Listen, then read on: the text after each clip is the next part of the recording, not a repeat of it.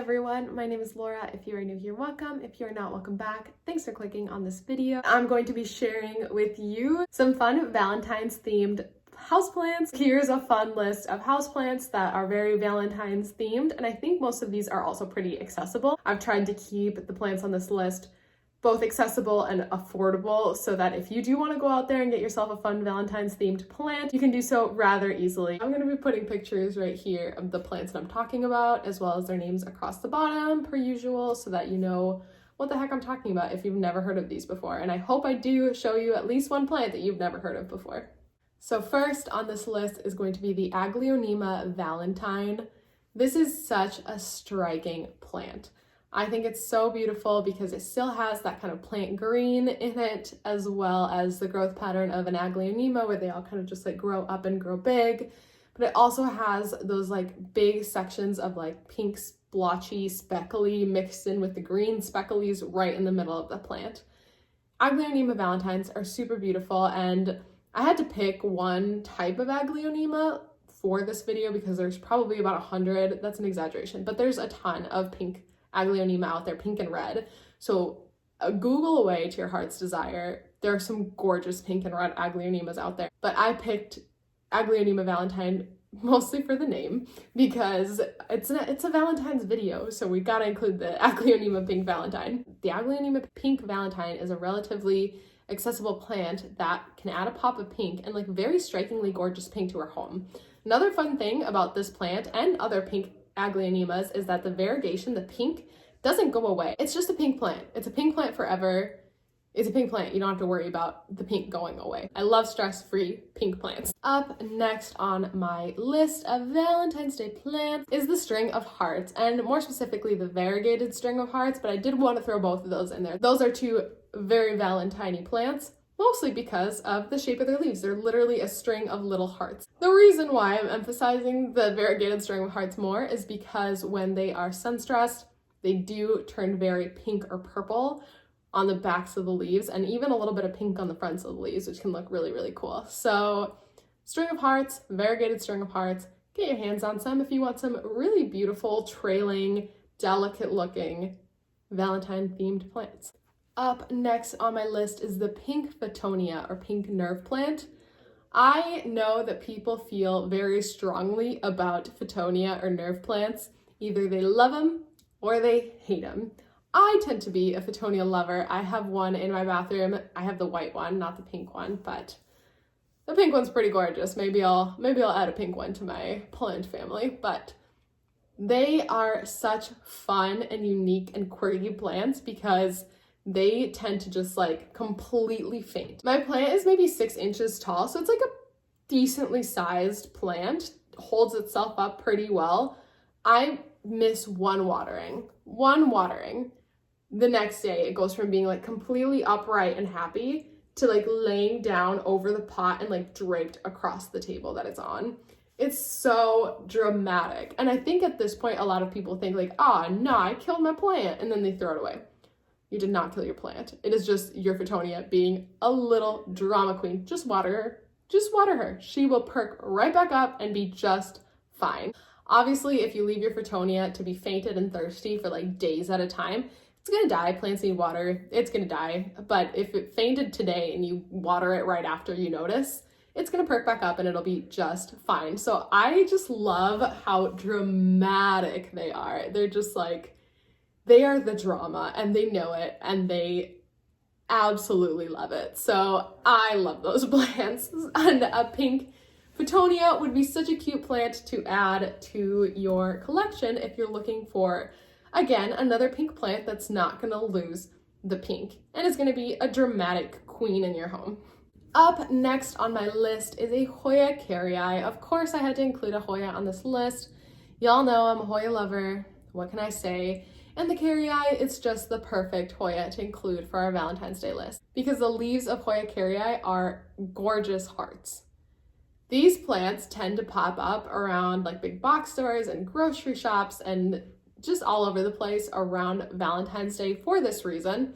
And just to give you a heads up, you probably have seen the single leaf HOYA KERRIIs in their cute little pots, like So cute. You can buy those. Those are awesome. It's so cute to have just like the single leaf, but just know that if you buy a HOYA KERRII with just like one leaf and no node, which is usually what's being sold in those little pots of HOYA KERRII, it's never going to grow, which is fine. It will root. HOYA leaves will root, but then if it doesn't have a node, it can't grow any more plant, if that makes sense. And some people are cool with this.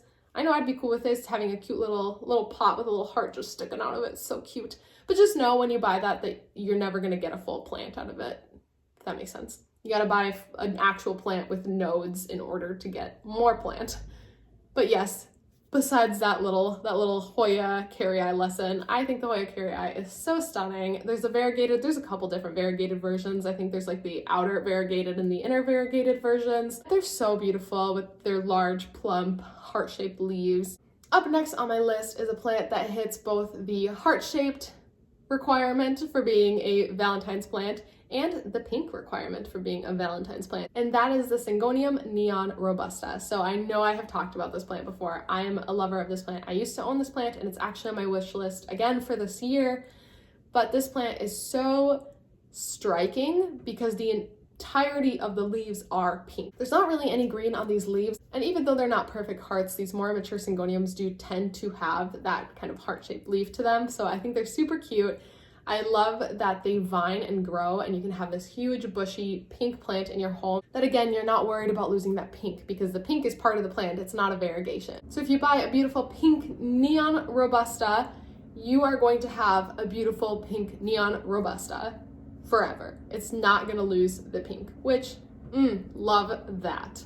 Up next on my list, this plant is definitely going to be controversial, and I will explain and give you a little lesson about this plant so that you know what you're getting yourself into if you do decide to go down this path.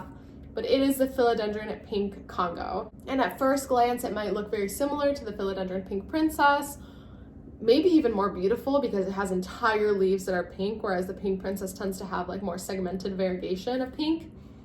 This plant is so pink, so striking, so beautiful, and also not really a real plant. So what do I mean by that? The Philodendron Pink Congo is a philodendron that they add a specific chemical to temporarily, listen carefully, temporarily turn some of the leaves pink. This will fade after a few months and you will have an all green plant. If that's something that you understand and you're okay with, and you love the Philodendron Pink Congo and the idea of having like this super pink plant in your home for a few months and then having it turn into a green plant and still loving it is cool with you, then this is the plant for you. But just know that the pink is temporary. I think for a long time there was some confusion about the pink being a permanent part of the plant, and so people were unfortunately selling it for a lot, and then others were buying it, and the pink was fading, and then it came out that yep, this is just like engineered to be pink temporarily. So I've seen some Philodendron Pink Congos go for a pretty reasonable price, maybe $20 or $30, where like you can have this strikingly giant pink plant in your home for a few months, like maybe around February, you know, to just kind of like add a little bit of pink decor to your home for the holiday, and then just have it fade afterwards and be okay with having a green plant. So that's why I think this plant's a little controversial, because it kind of was a little scammy for a while, I think, in some people's eyes, and like understandably so. But if you know that it's like a temporary pink that's gonna fade over time because it's a chemical that causes this pink, then if you love the plant, then that's a great plant, you know? It's a very beautiful plant. I've honestly considered getting it. It's a very beautiful plant. So there are 2 plants left on this list. The second to last plant is the ALTERNANTHERA Party Time. I don't know if I pronounced that correctly, but I'll have the name down here so that you can see it. This plant is so cool, and I don't think it gets very much attention. I think that the very blocky segmented variegation, like pink variegation on it, is very similar to what I see on a Pink Princess, which a lot of people tend to gravitate towards. And this plant is very inexpensive, and from what I understand, the pink is also part of the plant. It's permanent on the plant. It's not like a variegation that's going to go away. And the pink is so bright. It is like hot pink, and like large sections of the plant are this hot pink, even entire leaves. So this would be a really interesting plant to throw into your collection if you want to see a big pop of that like bright, bright pink. The last plant on my list is any pink flowering Anthurium. So you've probably seen these plants anytime you walk into like a grocery store, a hardware store, any place that really sells plants. And these plants really fit the double requirement for a Valentine's plant. They are heart-shaped, their leaves are very, very like spade or heart-shaped, and they're pink, if you find a pink flowering one.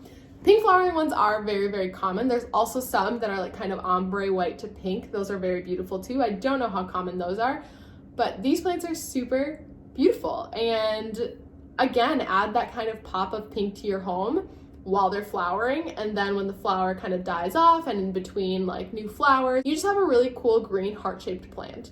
I really love these kind of more generic flowering Anthurium. I don't think that they get enough credit. I think everyone's thinking about all the velvety and strappy Anthuriums, and these are really beautiful Anthuriums as well. And it's really cool how they can have like a pop of color with this really fun flower that pops up. So that is going to be it for this video. Thank you so much for watching. Of course, this is kind of a silly, fun video. I know some people don't really love Valentine's Day, but you don't have to be a Valentine's Day lover to love these gorgeous plants. So let me know down below which of these are your favorites, and I will see you in my next video. Bye.